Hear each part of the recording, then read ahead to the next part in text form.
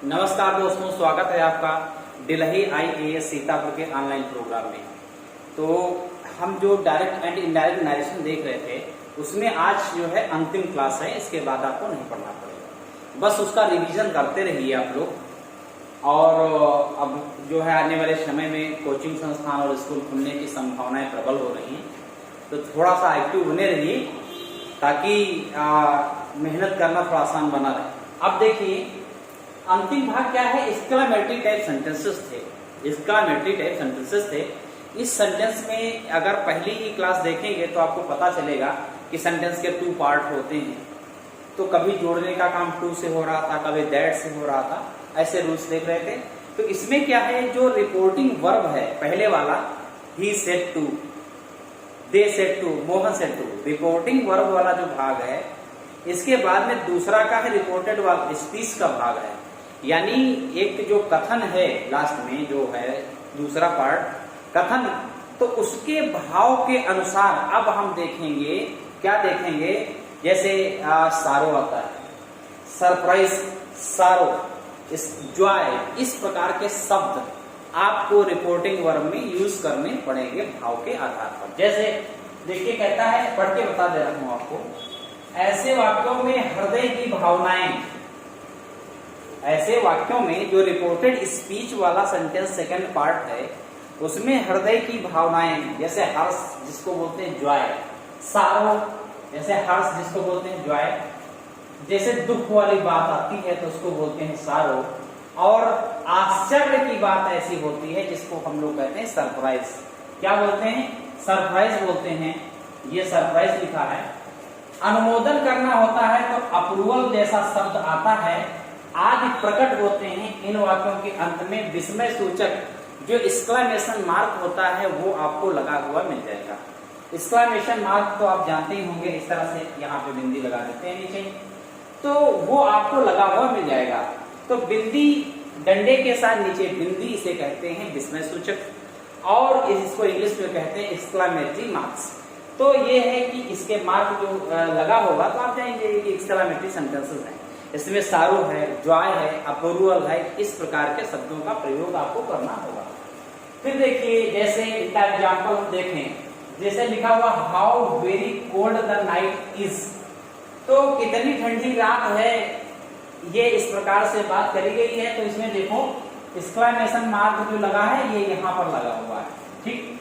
How very cold the night is, तो ये है विस्मय सूचक चिन्ह लास्ट में लगा हुआ है। ऐसे सेंटेंसेस में ये एक्सक्लेमेटरी सेंटेंस है। अब देखिए कभी आप दूसरा सुने, व्हाट आर सेम, ये देखो यहाँ पर एक्सक्लेमेटरी सेंटेंस लिखा लगा हुआ है मार्क्स। अब देखो कभी कभी इन वाक्यों में वर्ब का प्रयोग नहीं होता है, वर्ब जो है ऐसे वाक्यों में प्रयोग नहीं होती। अब देखो अब रूल्स क्या होते हैं, रेगुलेशंस क्या है एक्सक्लेमेटरी सेंटेंसेस के, एक्सक्लेमेशन तथा विशेष, एक्सक्लेमेशन तथा विशेष प्रकट करने वाले वाक्यों में रिपोर्टिंग वर्ब प्रायः वाक्य के भाव के अनुसार, रिपोर्टिंग वर्ब प्रायः वाक्य के भाव के अनुसार क्या प्रकट करेंगे, एक्सक्लेम्ड विद जॉय। ये ध्यान रखना, अगर कोई खुशी की बात है, जॉय की बात है, तो आप लगा देंगे एक्सक्लेम्ड विद जॉय। अगर आश्चर्य की बात है तो exclaimed with surprise, exclaimed with सारो। आगे क्या कहता है, एक्सक्लेम्ड विद सरप्राइज, आश्चर्य की अगर बात करी जाए। अब प्रेड, अगर लगे कि प्रार्थना वाली बात है, निवेदन वाली बात है, तो वहां पर प्रेड का प्रयोग करेंगे। आदि शब्दों में हम परिवर्तन करते हैं। अब देखिए ऐसे वाक्यों में दैट नामक कंजक्शन का प्रयोग कर देते हैं। जैसे आप साधारण वाक्य जब बनाते थे उनमें जब जोड़ने का काम दैट से करते थे, यहाँ पर भी यहाँ पर जो कंजक्शन है वो दैट का काम करेगा। अब देखिए वर्ब्स, प्रोनाउंस तथा एडवर्ब, प्रोनाउंस तथा एडवर्ब्स को परिवर्तित करने के नियम असर्टिव सेंटेंस वाले ही होंगे। असर्टिव सेंटेंस में मैंने बताया था कि पर्सन बताया था, first person, second person and last third person.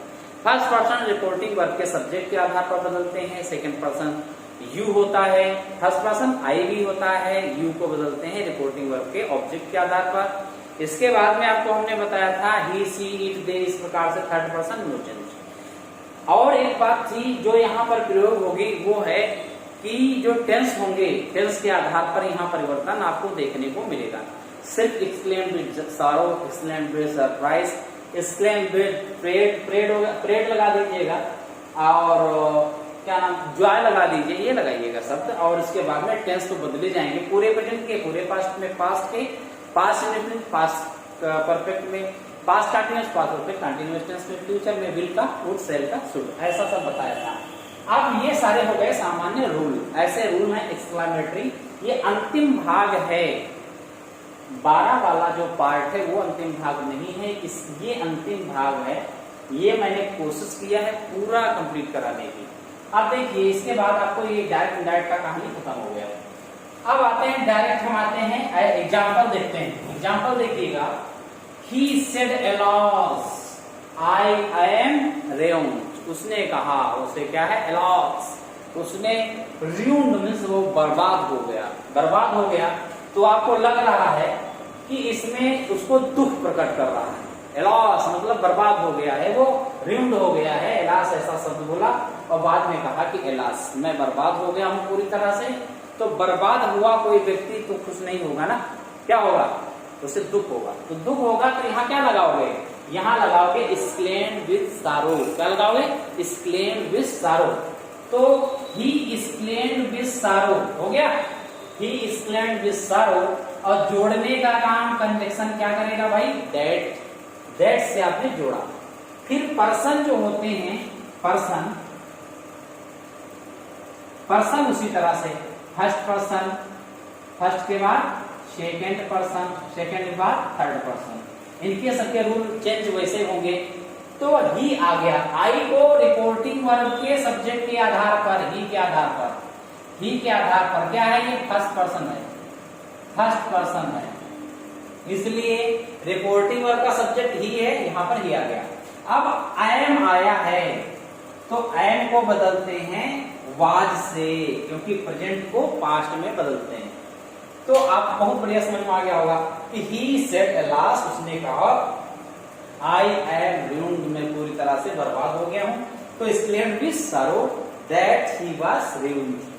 अब देखिए कहता है मीरा सेड, मीरा ने कहा, क्या कहा, हाउ क्लेवर आई एम, मैं कितनी चतुर हूं। उन्होंने अपनी प्रशंसा कर लिया, चतुरता कितनी उनके अंदर भरी है उन्होंने अपने शब्दों में बयां किया। तो exclaimed that, Meera exclaimed that, क्या इससे जोड़ने का काम दैट। अब सी वाज वेरी क्लेवर, तो सी वाज मतलब यहां पर आई आया है, तो एम को आपने वाज के साथ बदला, एम को आपने वाज के साथ बदला। आई फर्स्ट पर्सन है इसलिए आई को मीरा के आधार पर बदला, आई को किसके आधार पर आपने बदला, ये मीरा क्योंकि फर्स्ट पर्सन है इसलिए यहां पर सी आ गया, सी वाज वेरी क्लेवर। अगला देखिए, द कैप्टन सेड, कप्तान ने क्या कहा, कहा brave you have done well, बहादुर आपने अच्छा किया, आपने अच्छा किया। तो अच्छा के लिए अपलूडेड, अपलूडेड। अब देखो द कैप्टन अपलूडेड, ये शब्द आता है हिम, उनको, यू क्योंकि क्या है, यू सेकंड पर्सन है, यू सेकंड पर्सन है, ब्रेव यहां पर क्या है, ब्रेव बहादुरों के लिए, तो बहादुरों के लिए उनको प्रस्तुत हिम हो गया। हिम सेइंग, क्या कहा, सेइंग कहते हुए that he had done well, कि उन्होंने अच्छा किया था। तो हैड यहां पर इसलिए लगा है क्योंकि ये प्रेजेंट क्या है, परफेक्ट टेंस है, ये पास्ट परफेक्ट बदलेंगे। प्रेजेंट परफेक्ट में हैज हैव का प्रयोग होता, पास्ट परफेक्ट में हैड का प्रयोग होता, मेन वर्ब की थर्ड फॉर्म डन लगा है, आपने अच्छा किया। अगला देखिए, देखिए फोर्थ नंबर में, the old lady said to the nurse, बूढ़ी महिला ने नर्स से क्या कहा, बूढ़ी महिला ने नर्स से क्या कहा, मे गॉड ब्लेस यू, अच्छा काम कर दिया होगा नर्स ने, इलाज कर दिया होगा, सेवा कर दिया होगा, इसीलिए कहा मे गॉड ब्लेस यू, भगवान आपको क्या करे, आशीर्वाद दे, दीर्घायु हो, इस प्रकार से आशीष वचन कहे, आशीष वचन कहे। तो उसने विश किया, क्या किया, बूढ़ी महिला ने विश किया, क्या कहा, द ओल्ड लेडी विश्ड, यहाँ पर विश का प्रयोग करेंगे, विश करेंगे क्योंकि यहाँ पर ब्लेस आया है। तो यहाँ विश दैट गॉड माइट, मे का क्या हो जाता है, मे change into might, may change into might bless the nurse. क्या लिखा, the old lady wish that God might bless the nurse. बहुत बढ़िया, समझ में आ गया होगा, ऐसा होप है। I said to the Oliver, मैंने ओलिवर से कहा, क्या कहा, हैप्पी क्रिसमस। तो हैप्पी क्रिसमस बोला तो मैंने विश किया, न्यू ईयर आए या हैप्पी क्रिसमस आए तो हम विश करते हैं, तो यहाँ पर विश लगा दीजिए, क्या कर दो, विश कर दो, बस हो गया। आई wished Oliver a happy Christmas, हो गया, समझ में आ गया होगा। The sun said, Mahatma ji ने क्या कहा मे यू लिव लॉन्ग, आप दीर्घायु हो जाए, कहा आपकी उम्र लंबी हो जाए, ऐसा आशीर्वाद आपको दिया। तो इसका मतलब ईश्वर से क्या कहा, प्रार्थना किया, प्रेड किया। तो आप जब रिपोर्टिंग वर्क में प्रे से प्रारंभ करिए। The Saint prayed, Mahatma ji ने, संत महात्मा जी ने क्या किया, प्रेड किया, प्रार्थना किया, क्या कहा, that he might live long, कि वो अवश्य क्या हो जाए, लंबी जिंदगी जी जाए। तो ही का प्रयोग आप देखिए क्यों हो गया, माइट का प्रयोग मे का क्या होता है भाई, ये मे था, इसका माइट हो गया, यहाँ पे माइट हो गया।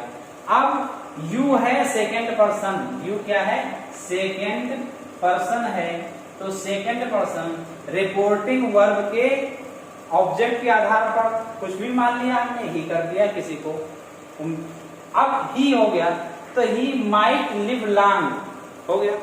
तो इस प्रकार से आपने देखा, बड़े अच्छे से एक बार अगर वीडियो देख लेंगे कभी भी भूलेंगे नहीं इसको। तो एक्सक्लेमेटरी जो अंतिम भाग था ये आपने बड़ी ही अच्छी तरीके से इसको तैयार कर लिया, और ऐसी होप है कि इस वीडियो को अधिक से अधिक लोगों को बढ़ाइए। यहाँ तक कि जो 12th और 10th में स्टूडेंट होते हैं उनके सिलेबस का भी पार्ट होता है ये, direct and indirect narration, tense वगैरह। तो ये दोनों पोर्शन आज खत्म हो चुके हैं, टेंस पहले खत्म हो गया, डायरेक्ट इनडायरेक्ट नरेशन बाद में खत्म हो गया। इन दोनों को ऐसे स्टूडेंट्स जो कि लॉकडाउन की स्थिति, स्कूल खुले नहीं हैं, तो उन बच्चों तक भी पहुंचाइए जिनको हाई स्कूल या 12th में हैं। और आप लोग भी देखिए, ऐसे लोग जो एसएससी में वगैरह में अच्छा खासा पूछा जाता है एक्टिव पैसिव, अब इसके बाद एक्टिव पैसिव आएगा, और आप लोगों का सीसेट में भी है, तो इसको बड़ी सफलता और मेहनत के साथ मैंने कंप्लीट कराया है। बहुत कम ही लोग आप लोग देख रहे हैं, तो कोशिश करिए इसको कंटिन्यू लाइए। बस थोड़ा समय और है, शायद ऐसी उम्मीद है बहुत जल्द ही कोचिंग संस्थान और स्कूलों के साथ ये सारी समस्याएं समाप्त होने वाली हैं। तो इसके साथ अब हम आएंगे नेक्स्ट पार्ट हमारा जो होगा ग्रामर में इंग्लिश की, वो ग्रामर होगा एक्टिव एंड पैसिव वॉइस। तो बस आज की क्लास में तक रखते हैं, मिलते हैं नेक्स्ट क्लास में। Thank you very much.